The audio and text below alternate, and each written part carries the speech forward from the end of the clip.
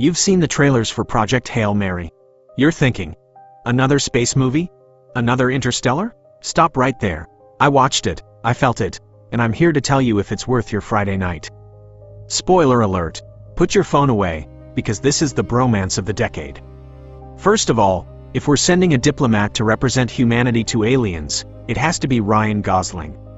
His charm is our biggest planetary defense.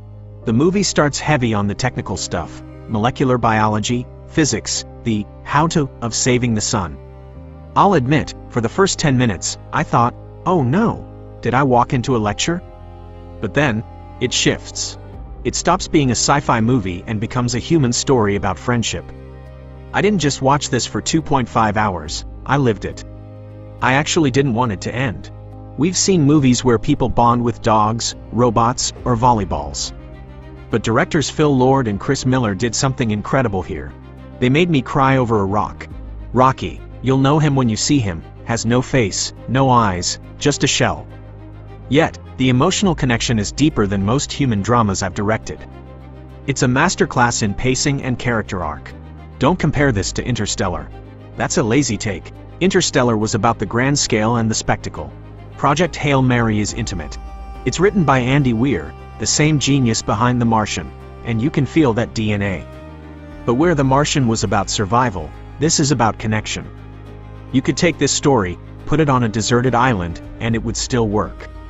It's not about the space, it's about the bond. Now, let's look at the set secrets you won't find in a press release. Rocky felt real because he was real, a physical puppet operated on set, not just a digital ghost. The lead puppeteer, James Ortiz, did such a heartfelt job with the lines that the directors kept his voice in the final cut instead of hiring a big-name actor. Also, if you're wondering why Gosling wears glasses, it's not for the science look. His daughter saw him during a wardrobe test and told him he looked smart. That's how real decisions are made in this business. Even the Artemis II astronauts watched this in quarantine before their moon launch.